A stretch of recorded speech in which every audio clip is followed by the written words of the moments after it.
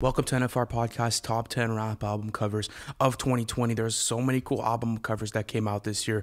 Lou, take us through the episode and let us start off with our number 10. Yeah, so we have an album here that, was hyped up for a long time, and the way that Lil Uzi Vert went about, choosing the album cover for Eternal Atake was brilliant because he made the fans decide. Absolutely. And, it pays homage to this whole thing of him being in space. And also, I love how he included the kids looking into the earth and, this whole spacey vibe that was going on. And especially, him trying to say, like, this album is going to be out of this world and it's going to have that sort of aesthetic. So how did you like the album cover and, why did we include it on this list? We included it just because Uzi, utilized a great marketing strategy in the sense that he made fans on Twitter decide between three album covers, and that racked in nearly 500,000 votes on the polls. Yeah, that's crazy. Imagine having 500,000 people vote for your album cover. It's insane, man. I want to move on to an album that, some are calling the rap album of the year, and that's Benny the Butcher's Burden of Proof. So I want to ask you, why do you think that this album cover is so special?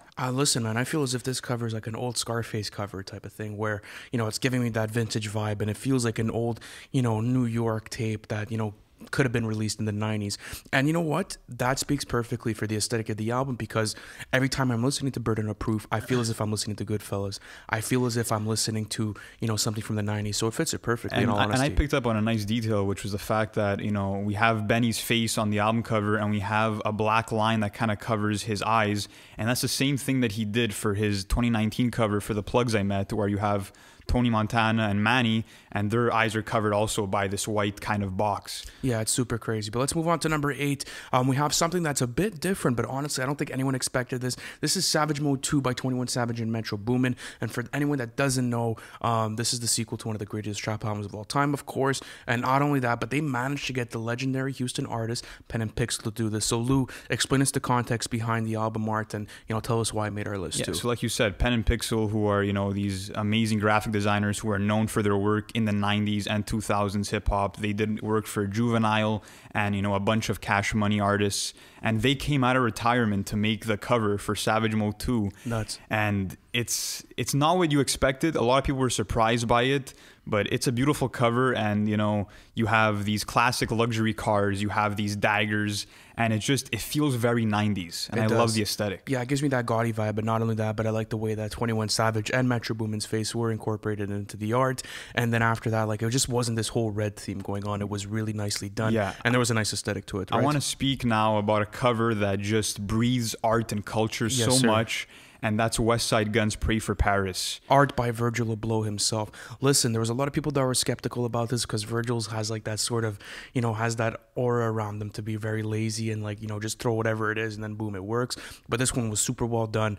The only flaw I see within the actual album, in the album art is that if you zoom in on the pendant, you could see how badly photoshopped it is. Oh, really? But you won't be able to see it from a big thing. But yeah, you could see how badly photoshopped it's in. But it's a nice cover. It's basic. Yeah, exactly. It's basically, a replica of the David with the head of Goliath artwork, which is, from the 17th century, and it's by Italian artist Caravaggio.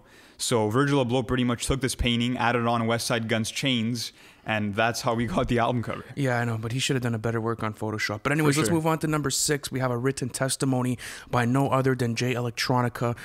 This was a pretty mysterious sort of album cover piece. Not a lot of people had context of what it was, but then you find out that it's Beyonce's pool, and you're kind of like, sheesh, they're pulling a Daytona here. And then you're like, fuck, okay, that's what's going on, right? Yeah, it's a mysterious cover for a mysterious artist. It perfectly fits the bill, and it breathes luxury. It breathes kind of also a peacefulness, which is, I think, what Jay Electronica kind of felt, throughout the making of this album. The fact that his work is finally being heard. His debut album is here after, 10 years in the making plus.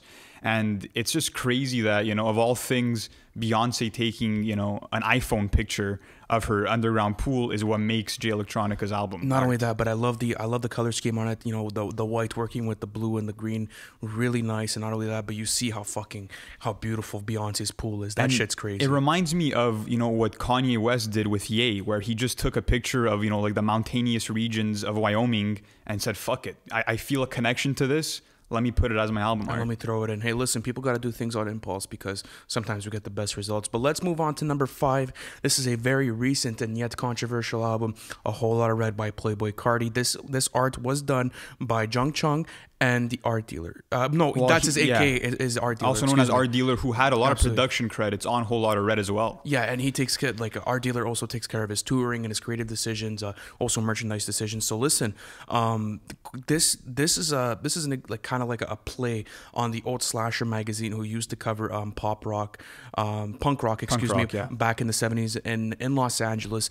He took it, and then after that he applied it to his own thing, and obviously Playboy Cardi's face is on it. How do you like the branding of the album, and do you think it stands out? It definitely stands out, and it's not what people expected, but I just love the fact that, Playboy Cardi is always trying to push the boundaries, and he does that with his album art just because it's not your generic, typical type of album art, you know what I mean? He really went the extra mile. He found something vintage and put his own spin on it. And, I also like the way that red is spelt on that album cover. It's beautiful. The cursive is really nice, and the fonts are beautiful. I wish the album was as good as the art, but I mean, that's another topic. And not only that, but it gives me huge Scarface vibes too, with the white, black, and red working together. So it was a really cool album art. And as you said, if the album art was as good as if the track list was as good as the album art, we'd potentially have an album of the year contender.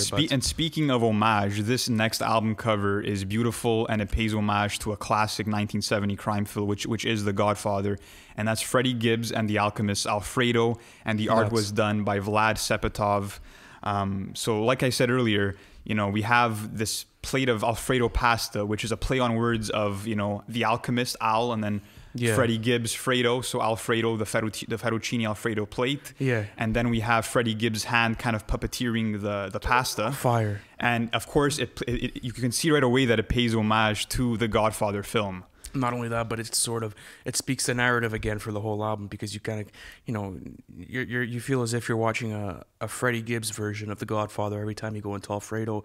Not only that, but I love the way the green pops out with you, especially not Alfredo dish. If my mom would make that, I'd definitely eat that. So I was like, fuck it. It's really nice. Let's move on to number 3. This is by Sam Spratt. He is a legendary album cover producer. He's done some really nice work. His paintings are phenomenal. Nuts too. And he's actually our number 1 on our list, so wait for that number 1, guys. But we got Man on the Moon 3 by Kid Cudi. This album art is beautiful. It's very complex. There's a lot going on, but yet it seems so simple just because it's Kid Cudi's face, right? Yeah, it seems simple, but it's really not. And I love how much, attention to detail Sam Spratt put into this, just because if you look at Kid Cudi's past album covers for the Man on the Moon series, for number 1, he's looking to the side, his face. Number 2, Cudi's looking down. But for Man on the Moon 3, Cudi's looking straight at, the audience. So that was kind of, a nice spin on it. And I love how many colors are blended in here. And they actually said, Cudi's team had said that it was a marketing strategy, because to have all those colors blended in, it really stands out on like a Spotify catalog, for example. Absolutely, yeah. The album art looks different from anything on this list, but then again, every single album cover on this list definitely stands out from anything that's been released this year. There's been a lot of good shit. They're all beautiful, man. All beautiful. And actually, this next one is super unique. It's been done by Chris Wilson, and it is unlocked by Denzel Curry and Kenny Beats.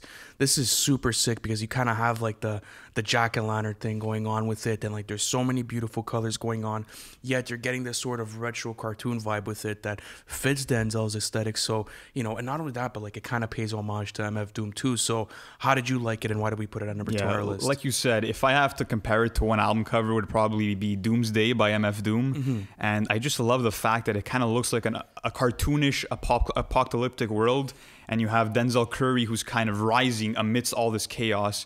And we also have Kenny Beats kind of in the corner on his laptop, which is also pretty dope to see. Yeah. And it's so fucking intense, and it looks like the artwork that had the most focus and attention put into it all year. For sure, definitely. Well, maybe not as much as our number 1, which is, honestly, it's breathtaking. And if you're a fan of Logic's work, you're amazed. And once again, like we said, it's Sam Spratt that was at the helm of this. And he's done nearly all of Logic's album covers, from Under Pressure to The Incredible True Story to Everybody.